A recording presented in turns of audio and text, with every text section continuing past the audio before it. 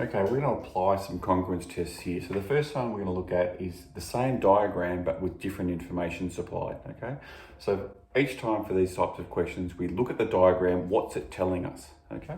So the first one here, we're told here that these two sides are the same, so P and N and Q are the same length. We're told here that MP and MQ are the same length, okay? And the other thing we know is there's a shared side, okay? The shared side means that they are also the same, okay? So we've got three sides that are the same. So for this one, the congruence test that we would choose would be side, side, side, okay? So side, side, side, and that would be a case of MP is equal to MQ. It's a case of PN or NP is equal to QN, and then the shared side, NM, is shared. And if it's a shared side, it must be the same length, okay? So NM is shared, okay?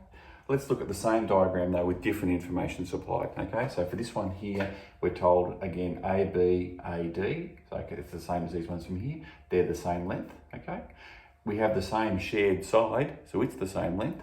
And then we've got this angle here and that angle there. Now, you'll notice that it's got the little arc line there. Now, if that arc line appears more than once, then that tells us that they're the same angle, okay? So if they were different angles, then this one would have a second line to indicate that it's a different angle, okay? So we can take it that it's equal. Okay, so for this one here, we have two sides that are the same at an angle. So we'd be going for side, angle, side. Okay, and the first side would be AB, and it equals AD. Okay, we have the shared side, AC. AC is shared. And then we have this angle here, which is BAC. So angle BAC is equal to the angle, okay, it's DAC. Okay, and in both of them, the A is the vertex where the angle's measured, so it goes in the middle. So this one, the proof is SSS, okay, and there's the proof. This one, the congruence test, is SAS, and here's the proof. All right, so here we have a new diagram, and what we notice with this one is two triangles, obviously, but here we've got parallel lines, okay, and so that allows us to then make some conclusions to do with the angles that are within these shapes, okay? So we know if we have a transversal, okay?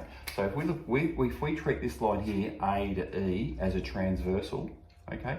As that transversal cuts through the two parallel lines, what we can say here is this angle here is alternate to this angle here, okay? And we know that alternate angles are equal. So therefore, that angle there, CAB, must be the same as the angle here, CED, okay? So that's one angle that's the same, okay?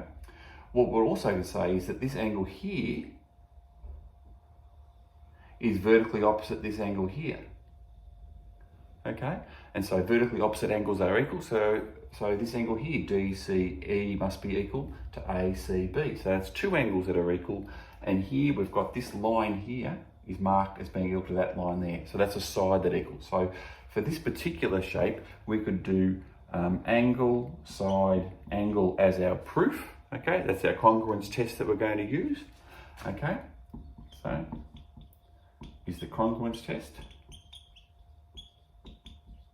And then to prove it, we write our proof down here, okay? The first angle is going to be our angle CAB, so this one in here, okay? So angle CAB, and it's going to be equal to this angle here, the alternate angle here, which is CED, angle CED, okay? Next, our side, AC, this length here. So our side AC is going to be equal to our side length here, CE, as indicated by these markings, CE. And finally, we have this vertically opposite angle here, so DCE, so the angle DCE is going to be the same or equal to the angle ACB, okay? Angle ACB, okay? And that's our congruence test, and that's our congruence proof to show that that triangle and that triangle are congruent with one another.